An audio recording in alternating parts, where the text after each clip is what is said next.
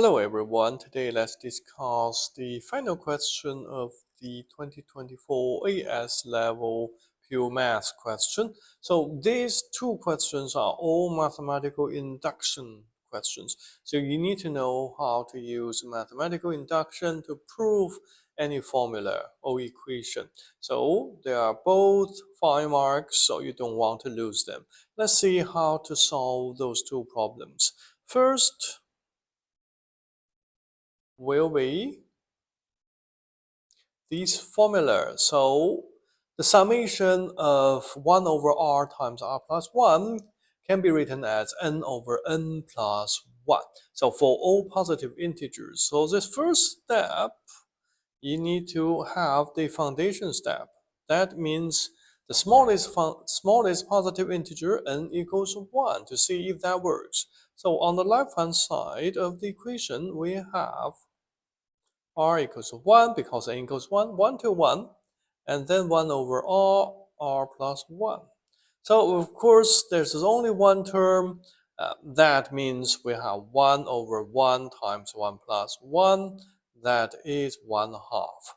On the right hand side, n equals 1, so we have 1 plus 1. That gives us 1 half. Therefore, left hand side equals right hand side.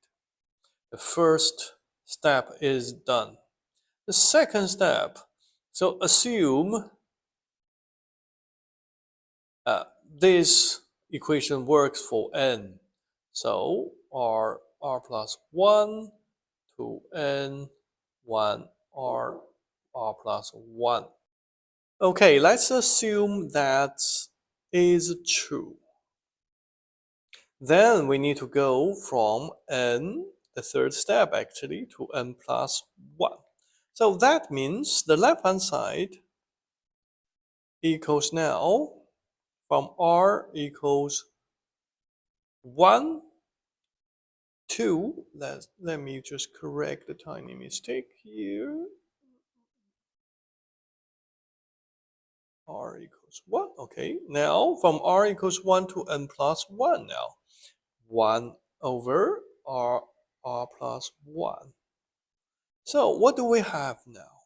We have a first n-term summation r equals 1 to n, 1 over r plus 1, plus the extra term, the last term, which means 1 n plus 1.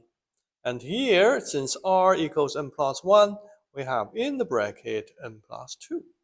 Now, because we have the assumption, the summation for the first n terms is n over n plus 1. So we can now put these two fractions together. Okay, so now what do I have? I just simply need to multiply the first fraction's numerator with n plus 2. That's simple. Then plus 1. What do I have now is n plus 1 or n plus 1 plus 1. If I use a square bracket, it may be clearer to express my statement. Then if I put inside everything, I have n squared plus 2n plus 1.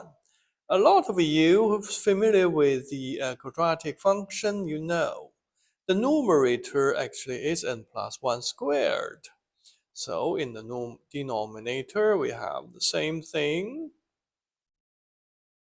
Therefore, it is proved for the n plus 1 term because what we have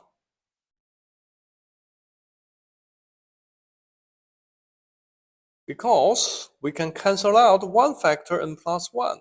What do we have left is n plus 1 on the top and n plus 1 plus 1 in the numerator, which is exactly what we need to prove the formula to the right-hand side, because the right-hand side. Therefore, we have finished the proof of part 1. Okay, now part 2.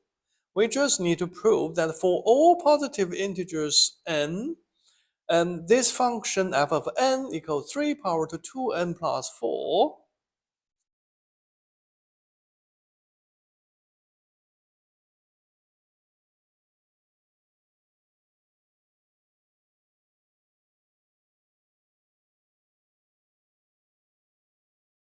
Minus 2 power to 2n is divisible by 5.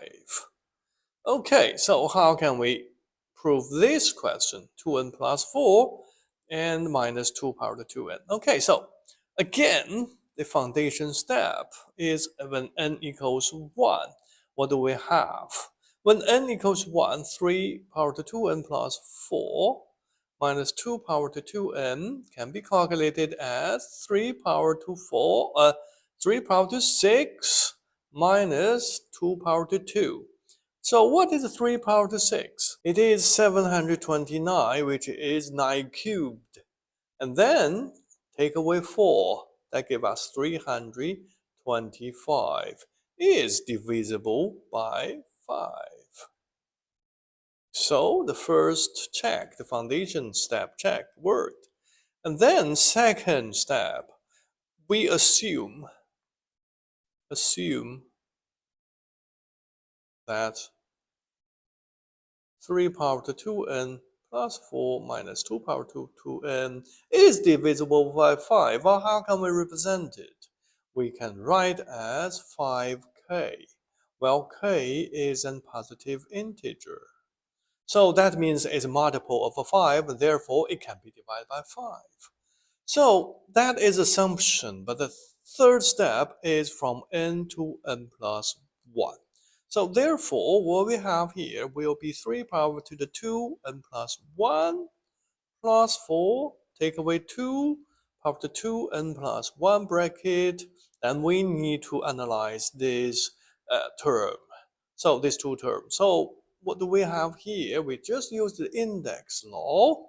So then we can have 3 power to 2n plus 6 minus 2 power to 2n plus 2.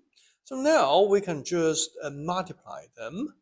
Take the index law.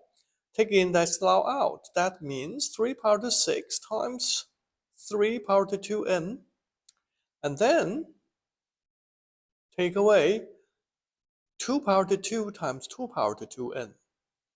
Okay, so what we said here was 2n plus 4. So we can just change here to 2n plus 4.